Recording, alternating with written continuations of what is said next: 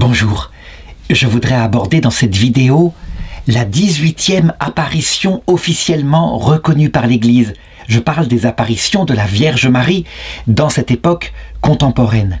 C'est l'apparition de Notre-Dame du Rosaire à San Nicolás en Argentine, qui a eu lieu de 1983 à 1990. En effet, l'évêque du lieu l'a reconnue en 2016.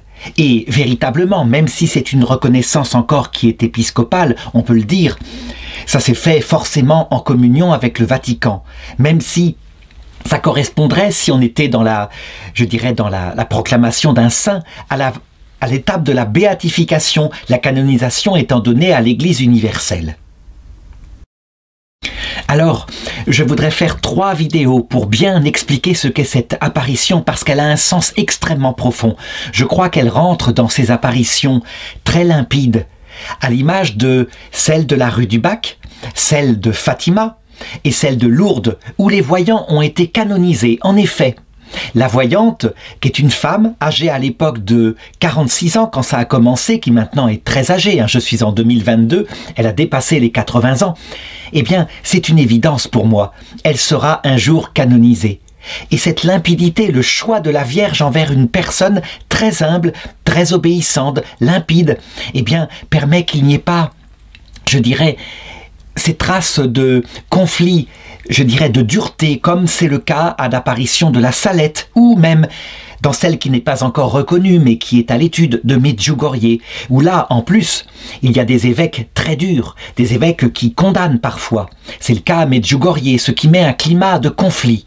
Ce qui ne veut pas dire que l'apparition de Medjugorje est fausse, bien loin de là. Le Christ lui aussi a subi des avatars, et pourtant il venait vraiment de Dieu. Alors je voudrais procéder en trois étapes, 3 vidéos.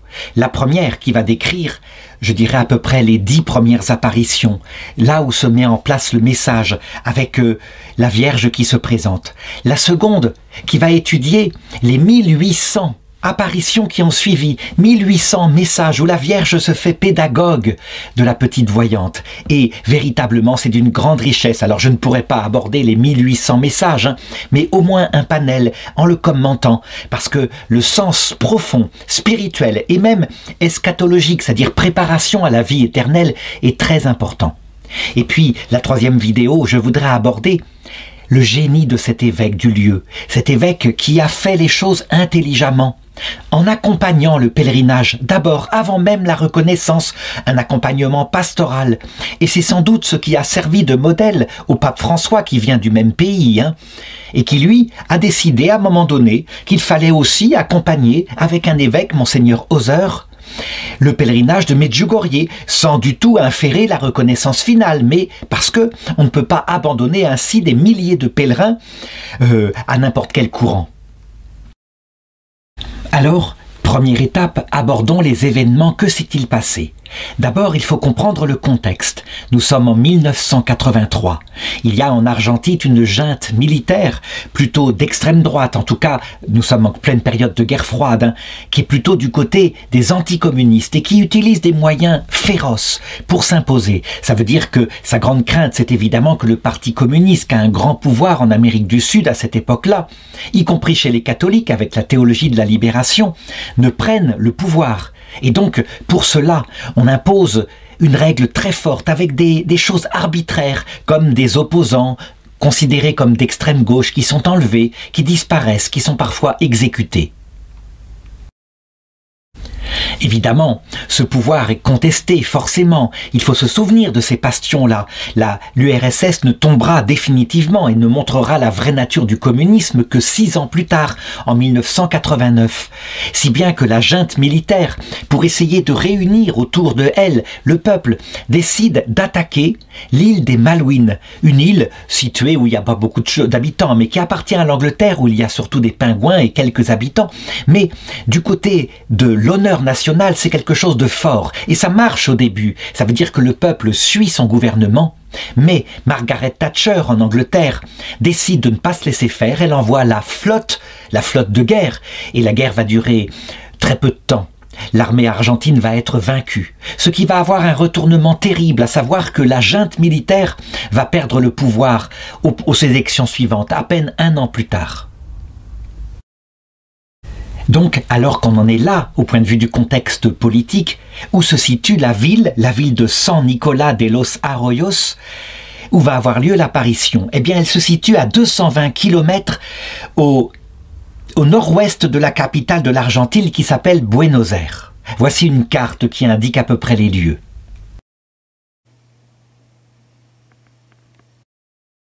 C'est une ville qui a été fondée en 1748 par un des conquistadors, on peut dire espagnol, Rafael de Aguilar, et véritablement elle est entourée par de la nature, une sorte de pampa un peu ondulante, ça veut dire que c'est pas une plaine totale, ce sont des petits vallons quand même.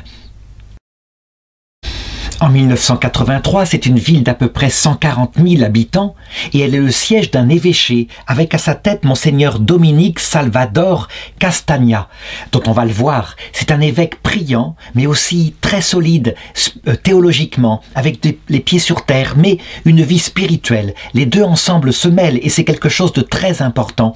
Ce n'est pas qu'un saint, donc prêt à croire à tout, mais c'est aussi un théologien, donc prêt à exercer son esprit critique. Il faut noter que les événements de l'apparition vont commencer juste un mois avant que les élections ne balayent la junte militaire et ne fassent venir un nouveau gouvernement. En fait, nous connaissons l'avenir de ce pays. Il va y avoir ensuite, eh bien, une grande inflation. Ça veut dire une perte de la monnaie, de la valeur de la monnaie. Quelque chose à certains moments comme 600% d'inflation par an, ce qui ruine évidemment les petits épargnants. Donc le pays est à la veille d'une grande étape de grande pauvreté. La pauvreté va s'étendre parmi le peuple. Mais la guerre, en ce qui la concerne, est déjà terminée. La guerre des Malouines est déjà terminée. En ce qui concerne les voyantes, elle s'appelle Gladys Quinroga de Mota. C'est une femme de 46 ans. Elle est née en 1937. Elle est mariée. Elle est mariée à un ouvrier mécanicien. Elle est la maman de 2 filles qui sont adultes et elle est déjà grand-mère.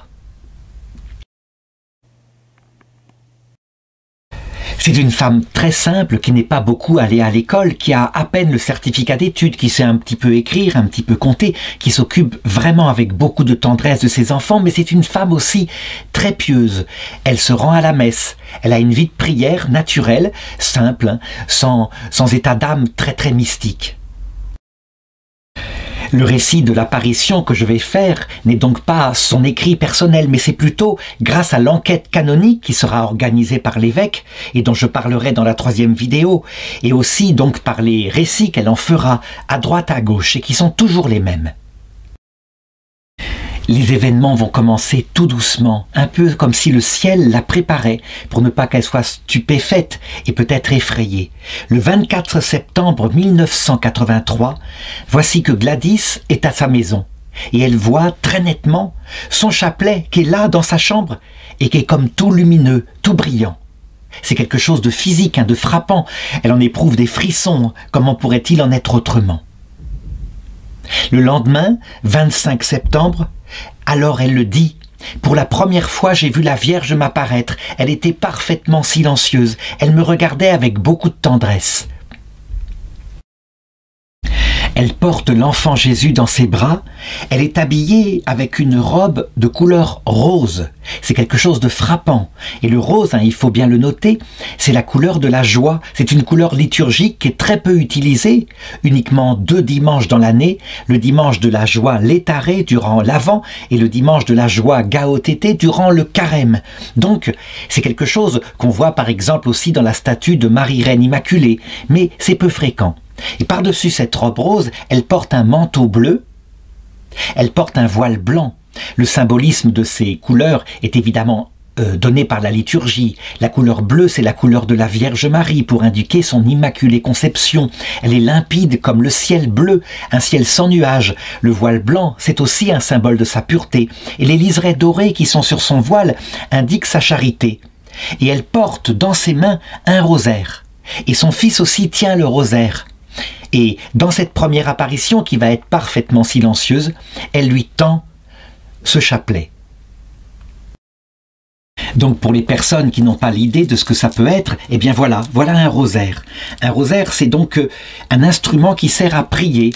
Il y a ici dedans 150 boules qui permettent de dire 150 « Je vous salue Marie » en méditant les mystères de la vie de Jésus. À cette époque-là, il y a 15 mystères. Donc pour chaque mystère, on dit « Je vous salue Marie ».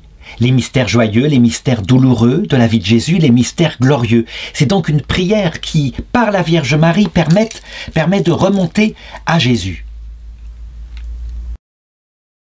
C'est une prière particulièrement adaptée aux petites âmes. Il faut dire que cette prière avait été inventée au point de départ dans l'ordre carmélite primitif, donc dans l'Orient chrétien, pour les frères qui n'avaient pas de culture et pour qui la récitation des psaumes à l'office était trop compliquée. Et donc, ils avaient un petit office, l'office de la Sainte Vierge, avec ce chapelet, et il s'est répandu dans le peuple entier. Gladys décrira par la suite l'impression que lui fait la vision de la Vierge Marie. Elle le fera à la suite d'une apparition un an plus tard, le 8 novembre 1984. Aujourd'hui, dit-elle, comme jamais auparavant, je sens que je dois dire comment je vois la bienheureuse Vierge Marie. Elle n'est pas une beauté facile à décrire. Elle est belle, et elle est cette beauté qui va de pair avec l'humilité, la force, la pureté et l'amour. Comme ceci, avec une majuscule, car tout l'amour du monde ne couvre pas l'amour qu'elle éprouve pour ses enfants. Quand elle commande, je sens la force qu'elle a en elle. Quand elle donne des conseils, je ressens son amour maternel. Et quand elle dit qu'elle souffre pour ses enfants loin du Seigneur, elle me transmet sa tristesse. On peut le dire, hein, elle a une apparition en fait de la Vierge Marie glorieuse, un peu comme le Christ quand il était apparu à ses disciples Pierre, Jacques et Jean lors de sa transfiguration. Ça veut dire qu'elle ne voit pas que son corps avec cette beauté, mais c'est une beauté qui émane aussi de son âme. Elle voit quelque chose de son âme et c'est pourquoi elle est obligée de parler immédiatement de qualités qui lui paraissent fortes comme l'humilité, mais aussi la force et la pureté. Donc, la Vierge Marie est à la fois, je dirais, une dame de très haut prestige qui, je dirais, dirige le monde, qui est notre mère, capable de nous orienter vers le salut, mais elle est aussi limpide comme une petite fille. Elle a la pureté d'une petite fille, d'un enfant. Donc c'est indescriptible, il faut le reconnaître.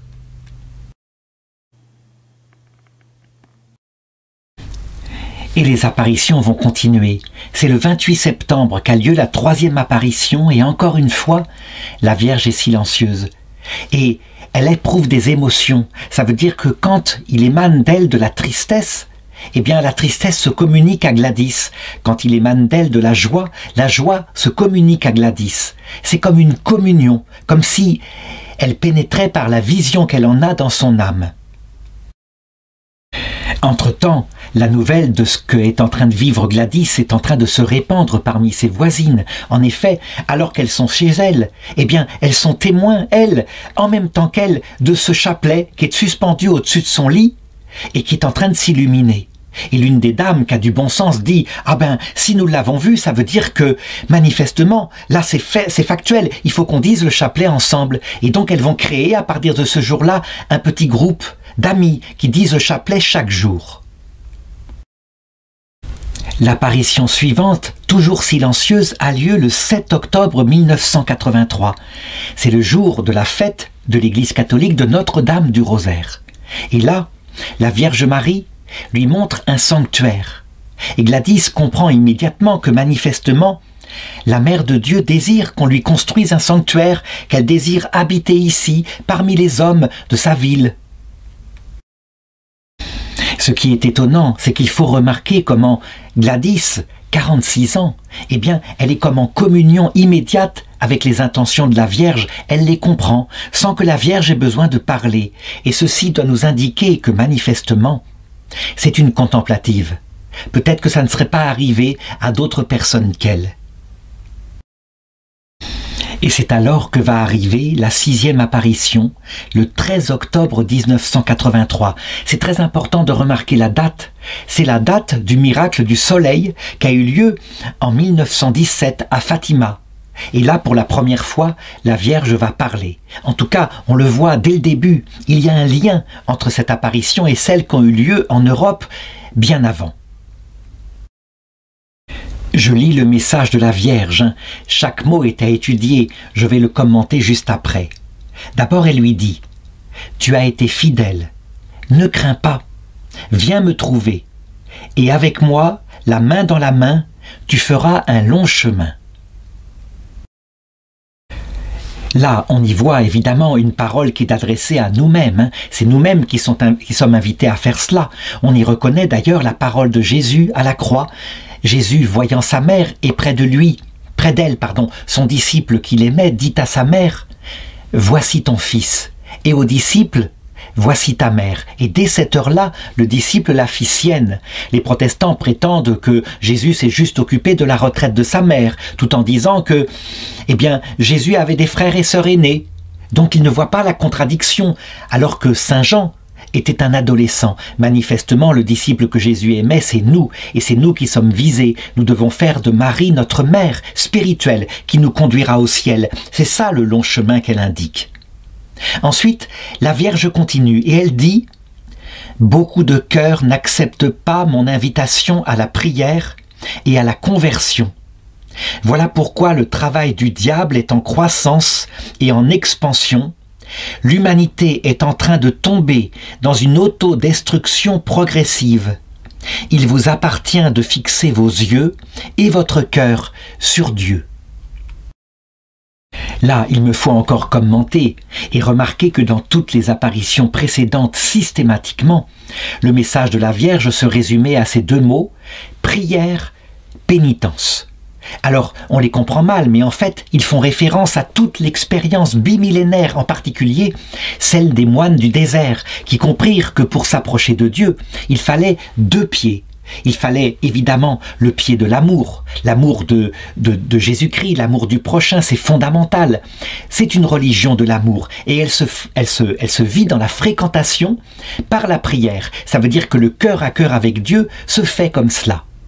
Et d'autre part, il y a cet aspect de pénitence. En effet, nous sommes soumis pour le moment à ce qu'on appelle le foyer de péché. Ça veut dire des pulsions que Dieu a mis effectivement, dit l'Écriture, après le péché originel en nous, pas pour nous perdre bien sûr, mais afin de nous montrer notre propre faiblesse. C'est ce qui est dit à saint Paul, afin que tu ne t'enorgueillisses pas. Je t'ai mis dans ta chair une écharde et un ange de Satan chargé de te souffleter. Et donc, si ce foyer de péché a pour but de nous montrer que sans lui nous ne pouvons rien faire, que nous sommes fragiles et faibles, c'est le premier de ses avantages. Il y a une deuxième façon. Nous devons lutter évidemment contre nos défauts, nos péchés. Par amour, c'est l'amour qui nous pousse à cela. Et ça s'appelle la pénitence, donc une ascèse qui fait qu'on prend en main ses propres défauts, on lutte contre eux.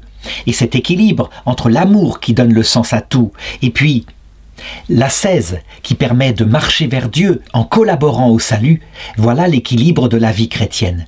Eh bien effectivement, on voit que très peu de gens pratiquent la prière. La prière s'éloignait en 1983.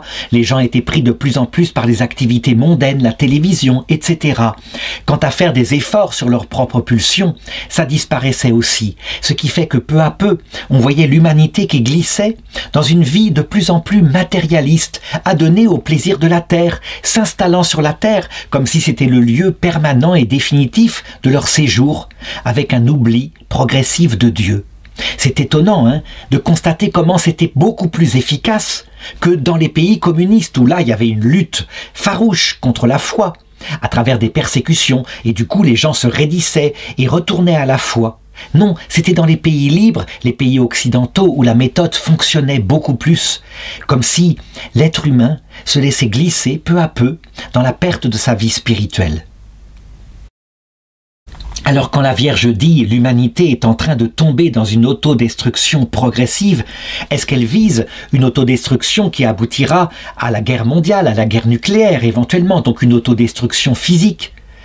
À l'époque, on le craignait, on était en pleine guerre froide, comme je l'ai dit. Mais en réalité, je pense que la Vierge parle d'abord d'une autodestruction spirituelle, la perte de la vie surnaturelle. Ça veut dire que, en s'installant sur Terre, On se transforme peu à peu en un mort spirituel. La vie n'a plus de sens après la mort.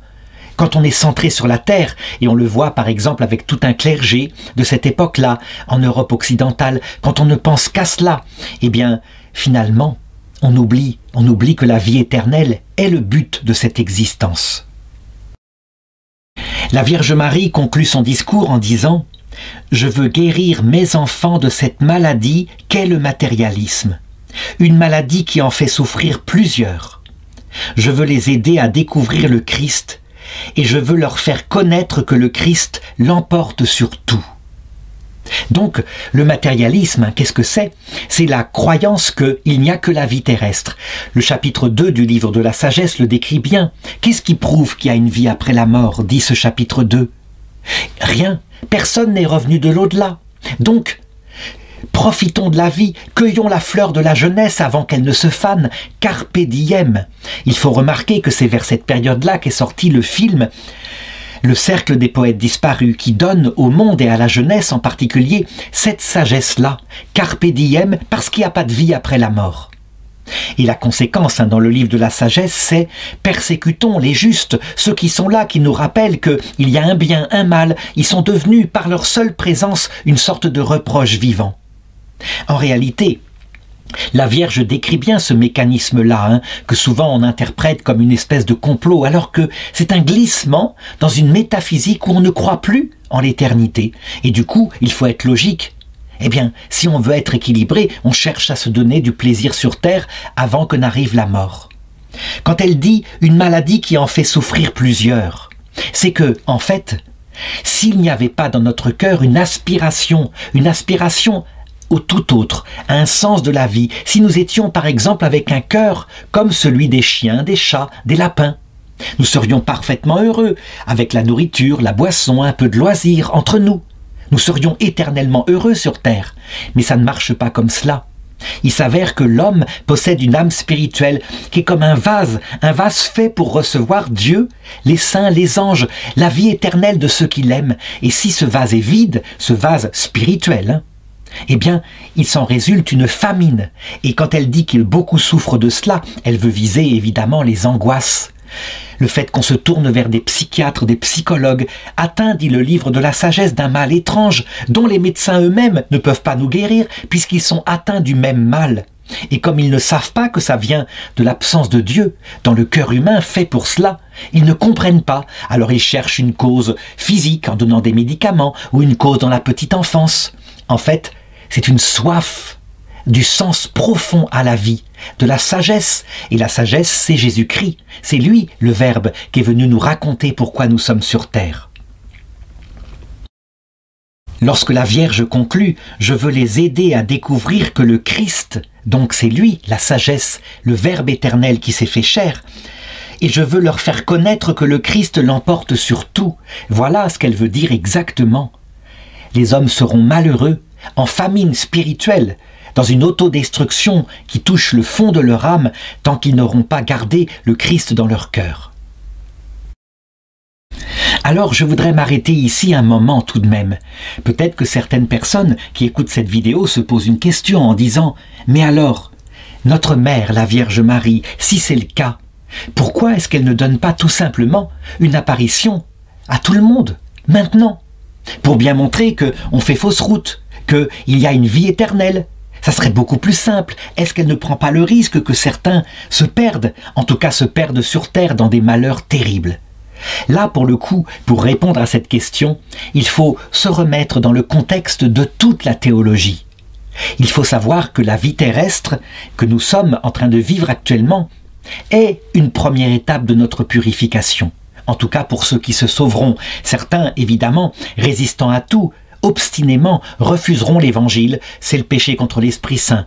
Sur terre, c'est assez rare, parce que nous sommes soumis, je l'ai dit, à de la faiblesse, à de l'ignorance. Donc, nos péchés sont plutôt des péchés de personnes fragiles et bêtes. Voilà comment on pourrait décrire les choses. Pourquoi est-ce que la Vierge ne donne pas une apparition? En réalité, parce que ce temps-là, y compris de notre désobéissance, finalement, même si elle ne l'aime pas parce que c'est source de malheur. Celui qui s'est éloigné du Christ vit une croix douloureuse, la croix du mauvais larron parce que la vie n'a pas de sens, donc il est là, angoissé par la peur du néant. Ou la croix du bon larron, parce qu'il a oublié le Christ et donc il souffre, il espère qu'il y a un salut, mais il n'y croit plus, il n'a pas assez prié. Mais il reste un homme juste. La Vierge Marie préférerait qu'on vive de la croix du Christ, bien sûr. Elle a un sens et donc elle est beaucoup plus légère à porter. Quand on souffre, qu'on perd un enfant, mais qu'on sait où est cet enfant, qu'il est dans l'autre monde, que le Christ l'a récupéré, qu'on le reverra, que c'est certain, on le reverra après la mort. La croix qu'on vit, qui est absolument terrible, est une croix plus légère que celui qui croit que son enfant est allé dans le néant. Voilà pourquoi la Vierge et le Christ veulent que nous vivions du mystère du Christ. Mais ça ne veut pas dire que les autres sont perdus pour l'éternité. Non, le chemin ne plaît pas à Dieu, mais c'est un chemin préparatoire. Ils y apprennent tout de même leur misère. Et donc la règle que se fixe Dieu, apparemment, c'est pour le moment de ne pas donner une apparition à tout le monde, d'en donner à quelques-uns à titre de prophètes pour nous annoncer qu'il y a une vie après la mort, mais de se cacher. Voilà pourquoi, par exemple, alors qu'il y avait des lévitations au XVIe siècle chez des saints, on le voyait qui montaient, je dirais, dans les églises, comme Saint Philippe Néri, par exemple, qui montaient en l'air. Eh bien, actuellement, il n'y en a plus, parce que le ciel ne veut pas donner une preuve en vidéo de quelque chose qui nous enlèverait le chemin, la sagesse de la terre. Est-ce que ça veut dire que ça restera toujours comme cela? Bien sûr que non. Il y a d'autres étapes de notre chemin vers le ciel. Et donc à l'heure de la mort, bien sûr, tout le monde aura l'apparition du Christ, accompagné de la Vierge Marie, des saints et des anges. Alors il fera miséricorde à tous. Et ceux qui n'auront pas connu le Christ, s'ils se repentent, se frapperont la poitrine et ils seront sauvés. Mais quel chemin difficile! En tout cas, ce qui est certain, c'est que en Argentine, à cette époque-là, il y a encore des personnes simples. Et donc, à l'apparition suivante dont j'ai parlé tout à l'heure, lorsque les dames qui sont autour de Gladys verront le chapelet s'illuminer, eh bien tout naturellement, tout simplement, elles se mettront à dire ensemble le rosaire. C'est évident, le message est évident, la Vierge voulait qu'on le dise et elles obéissent immédiatement, ce qui plaît au ciel. Est-ce que nous aurions fait cela? Je n'en suis pas sûr. Vient ensuite l'apparition du 15 novembre 1983. Et là, la Vierge se fait Notre-Dame. Avec une grande autorité, elle dit « Je suis la patronne de cette région. Faites valoir mes droits. » Elle fait référence évidemment à une consécration que la région avait reçue à la Vierge Marie à une certaine époque. Et donc, elle en fait le souvenir. Et puis, elle invite Gladys à aller contacter son évêque, l'évêque du diocèse, afin de lui rapporter ses paroles. Il faut qu'elle construise un sanctuaire. Alors Gladys demande à la Vierge, « Voulez-vous une chapelle ou un sanctuaire, quelque chose de plus grand ?» Et la Vierge lui répond, à partir de ce moment-là, elle le fera souvent en lui citant les Écritures. Elle lui cite en particulier l'Ancien Testament. Elle lui dit, les Écritures le disent. Et puis, regarde Ézéchiel chapitre 25 verset 8. Ils me feront un sanctuaire et j'habiterai au milieu d'eux. Et elle ajoute, je ne demande pas la splendeur, je demande une maison spacieuse. Il faut remarquer qu'à partir de cette apparition-là, justement, va se mettre en place une sorte de dialogue à trois. La voyante, la Vierge Marie, l'évêque. Elle va chez l'évêque et l'évêque se montre accueillant. Il n'est pas du tout comme ce qu'a vécu Sainte Bernadette à Lourdes quand elle était terrorisée à l'idée d'aller voir le curé Péramal, qui d'ailleurs la recevait très mal. Cet évêque est prêt à écouter. Il voudrait tout de même un petit peu plus de détails. On peut imaginer que dans son esprit, Monseigneur Domingo Salvador Castaña ne veut pas étouffer l'esprit, il est prêt à croire, mais tout de même, il faut que la Vierge indique par davantage de choses que vraiment c'est elle qui parle à cette dame Gladys. Il faut se souvenir que le 7 octobre, la Vierge avait plus ou moins indiqué le lieu, c'était au bord du fleuve Paraná, au lieu dit El Campito. Et donc, Ni une ni deux, peut-être entraînée par une des femmes qui était meneuse du groupe, voici que le 24 novembre 83, Gladys se rend avec quelques amis et puis aussi sa fille. Elle se rend sur le lieu où globalement la Vierge a demandé l'érection du sanctuaire. Il fait déjà nuit, le ciel est dégagé et d'après les témoins, ils virent un rayon de lumière brusquement qui tombait du ciel sur le lieu désigné par l'apparition, donc un endroit précis au bord du fleuve.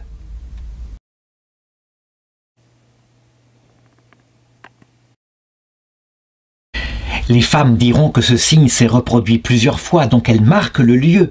Elles veulent garder la trace pour pouvoir l'indiquer à l'évêque lorsqu'il en fera la demande. Mais il faut quelque chose de plus concret. Eh bien, la Vierge va lui donner. En novembre 1983, la Vierge lui donne une indication concrète.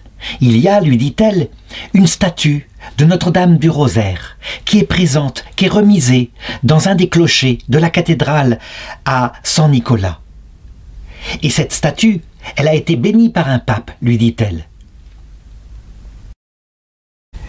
Donc ni une ni deux, sur les dédications de la Vierge, le 27 novembre, elle se rend avec des amis à la cathédrale. Et là, elle arrive à se faire ouvrir les clochers par le sacristain. Et effectivement, il y a là, magnifiquement, une statue en bois qui est grande, qui est couverte de poussière, qui est même très abîmée par le temps.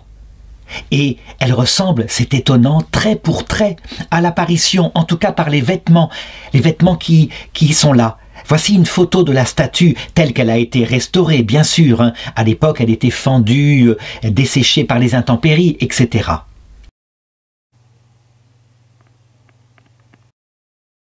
Et on le voit effectivement, il y a cette robe rose, il y a ce manteau bleu, il y a cet enfant Jésus qui tient un morceau du rosaire et la Vierge tient l'autre, ce qui est très significatif pour indiquer l'harmonie qu'il y a entre la mère et le fils qui nous conduisent au salut. Et l'évêque, lorsqu'il se fait informer de la chose, donc Monseigneur Castagna, est vraiment touché. C'est positif. Il y a quelque chose qui est très intéressant. Et attention, il ne veut pas se laisser circonvenir tout de même. Mais à partir de ce moment-là, il va ordonner que la statue soit sortie, nettoyée et peut-être même apportée dans le lieu.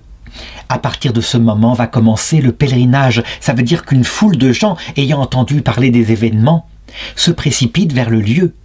L'évêque va regarder ça avec beaucoup d'intérêt.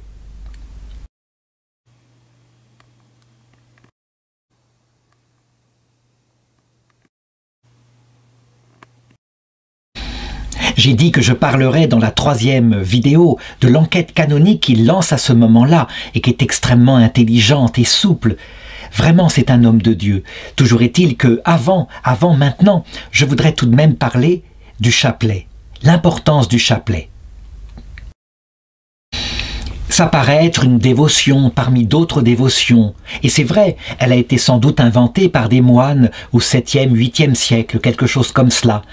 Le chapelet a ensuite été perfectionné, il n'avait pas tout de suite cette forme-là. Il est apparu en Occident, mais on peut le considérer comme étant une prière où on récite « Dès je vous salue Marie » de manière répétée, en méditant un mystère. Ce qui est assez étonnant, c'est qu'en passant par le cœur de Marie, on va vers la compréhension du cœur de Jésus. Au départ, il n'y avait à cette époque-là que 3 mystères. Les joyeux, avec par exemple l'Annonciation, la Visitation, Noël, les mystères douloureux avec tout le mystère de la crucifixion, et les mystères glorieux avec la résurrection. Le pape Jean-Paul II, beaucoup plus tard, après l'an 2000, a décidé, dans son encyclique sur le chapelet, de rajouter une série de mystères qui effectivement n'en faisaient pas partie.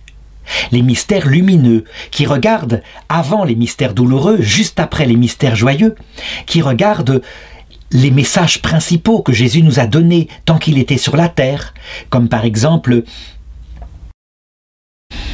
les noces de Cana, l'entrée de Jésus royale à Jérusalem, la transfiguration. On le voit, il a pris dans les évangiles ce qui lui paraissait le plus significatif. L'effet du chapelet est vraiment magnifique, on le constate chez ceux qui le disent fidèlement. D'abord, il y a ce mystère qui prend notre intelligence et notre imagination. On se représente Jésus tel qu'il était à l'époque où il parlait. Donc, on réfléchit au sens de ce qu'il dit ou de ce qu'il se passe. Ensuite, il y a l'affectivité qui est prise par les récitations des « Je vous salue Marie » qui doivent être dites avec beaucoup d'amour, tendues vers la présence de la Vierge Marie. Donc on peut dire que toute notre activité, y compris éventuellement si on le récite extérieurement, notre parole est prise par cela, ce qui nous permet d'éviter de partir dans la distraction. C'est le problème souvent de la prière lorsqu'elle n'est pas supportée par le chapelet. Et ceux qui font oraison dans le silence pur le savent, ils partent n'importe où, la folle du logis, l'imagination les emmène à penser à toute autre chose. Certains ont critiqué le rosaire en disant « mais vous rabâchez toujours les mêmes paroles et c'est comme ça que des vieilles bonnes femmes récitent sans arrêt leur chapelet. » C'est vrai, quand c'est dit sans le cœur, ça ne sert pas à grand-chose, mais quand en même temps on s'efforce d'y mettre son cœur, ce rabâchage-là a, je dirais, la propriété de faire que peu à peu la prière devient perpétuelle. C'est comme si le chapelet se récitait tout seul, alors qu'on ne pense pas à autre chose. Au moindre moment de silence, la prière revient. C'est un peu ce que pratique aussi l'Orient avec la récitation de la prière de Jésus. « Seigneur Jésus, Fils du Dieu vivant, prends pitié de moi, pécheur. »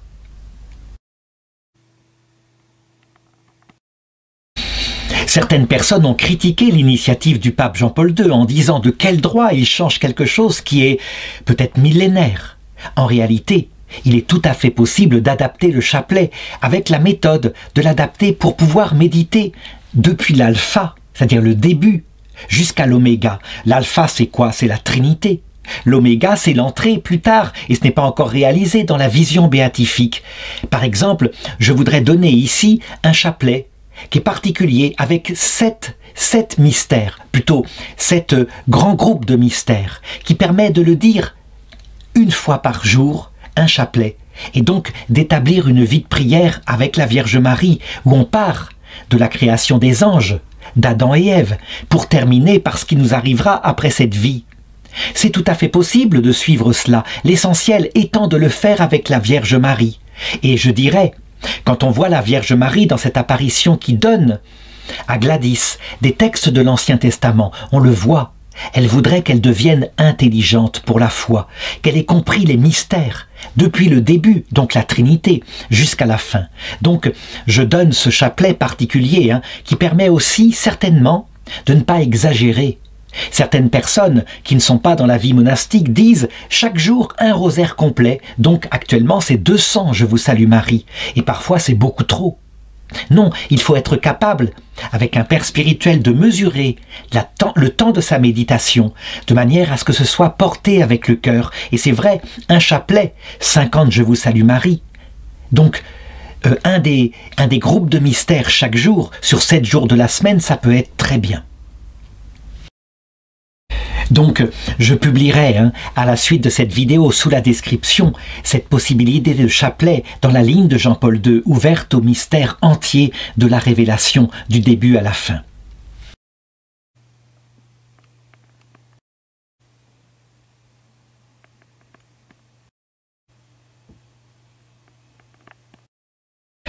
Ce qui est étonnant dans cette apparition, c'est que l'évêque, il va se contenter de choses comme ça, très simples, que lui a dit la voyante. Il constate que elle est très simple, elle raconte tout simplement ce qu'elle a vu, sans exaltation. Il le prend comme quelque chose de positif.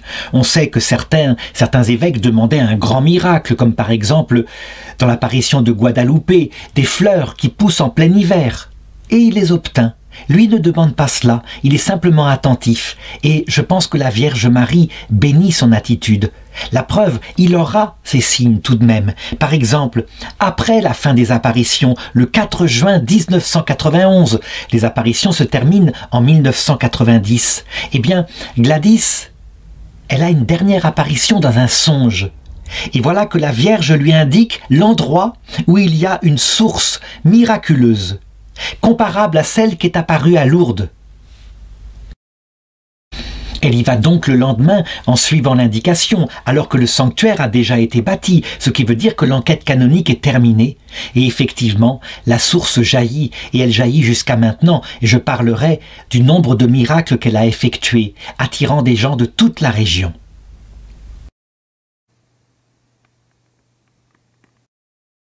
Alors je m'arrêterai là pour cette première vidéo. Je sais que certains diront, c'est un message très enfantin, très pauvre. Oh, qu'il soit patient.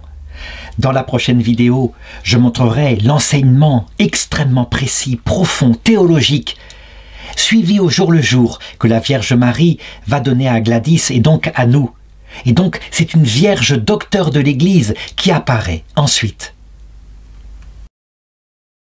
Par contre, il faut que je m'arrête là parce que sans doute que là, avec ces signes sensibles, ces petites lumières, ces chapelets qui s'éclairent, je dirais la Vierge a parlé à tous ses enfants, y compris à ceux qui sont tout simples, qui ne sont pas des grands théologiens. Et c'est significatif. Elle est là pour sauver tous les hommes, sans exception. Elle ne voudrait que personne se perde. Je veux simplement conclure par une chose, une remarque. La Vierge est apparue parfois dans des endroits où il y a eu des guerres terribles. L'apparition de Fatima en 1917, c'est en pleine Première Guerre mondiale. Elle annonce la Seconde Guerre mondiale et la guerre froide. Lorsqu'elle apparaît ici en Argentine, il faut regarder l'histoire de ce pays par la suite. Ça n'a pas été des guerres au sens de la Seconde Guerre mondiale, mais plutôt des crises de l'intérieur, des crises peut-être de la vie sensible, avec par exemple l'inflation dont j'ai parlé, la perte des richesses, l'inquiétude pour son avenir, des choses comme cela. Sans doute que la Vierge veut nous annoncer que quand elle dit que l'humanité s'autodétruit, elle décrit simplement ce que nous sommes en train de faire lorsque nous passons toute notre journée sans exception devant la télévision, devant les écrans d'ordinateur, en oubliant le ciel. Ce sont des épreuves d'ordre psychique. En 2022, où je fais cette vidéo, on le voit. Il y a une épidémie soi-disant terrible qui couvre le monde entier, l'épidémie du Covid-19. En réalité, ça n'a rien à voir avec la peste, ou plutôt, oui, la grippe espagnole qui a eu lieu après la Première Guerre mondiale, où là, des millions de gens, vraiment 50 millions de gens mouraient, dont des enfants. Ici, on peut dire que l'âge moyen de la mort des personnes était de 85 ans, ce qui veut dire à peu près l'âge où on meurt normalement. Mais l'effet psychique sur une humanité fragilisée, qui ne croit plus en la vie après la mort, a été absolument terrible, au point que le monde entier a cru que c'était la peste noire. C'est significatif. Cela veut dire que on est peut-être passé des épreuves physiques, avec les 2 guerres mondiales par exemple, ou la peste noire, où des millions de morts étaient frappés dans leur corps physique, et c'était peut-être la façon dont ils comprenaient, à maintenant des épreuves psychiques, qui sont l'inquiétude, dans des cœurs affinés peut-être, mais aussi plus fragiles, pour enfin, au bout du monde, lorsque viendra le dernier Antéchrist, aborder les épreuves d'ordre spirituel lorsqu'il présentera à notre intelligence le mystère de sa révolte. Le démon s'est révolté contre Dieu et annoncera une vie éternelle centrée sur l'amour de soi d'homme debout. Mais ça, c'est une autre étape. Peut-être que l'étape actuelle, c'est l'étape d'épreuve psychique. C'est moins dur en apparence que d'être tué physiquement. En réalité, pour ceux qui sont angoissés, lorsque la Vierge dit « beaucoup sont mal », ceux qui connaissent l'angoisse et les médicaments et les hôpitaux psychiatriques, ils le savent. C'est bien plus douloureux. Pendant la Seconde Guerre mondiale, lorsque le Blitz tomba sur l'Angleterre, les gens se suicidaient très peu. Pourquoi? Parce que la solidarité venait. On se soutenait les uns les autres et pourtant, des milliers de morts, 42 000 morts à Londres par les bombardements nazis. Là, les épreuves psychiques, c'est une angoisse qui fait qu'on peut se jeter sous un train. C'est peut-être plus difficile, bien qu'on pense l'inverse. Les gens charnels pensent l'inverse. Les gens qui savent ce que c'est que l'angoisse pensent comme moi. Donc je m'arrête là. Et la prochaine vidéo parlera des messages intellectuels, spirituels, théologiques de la Vierge.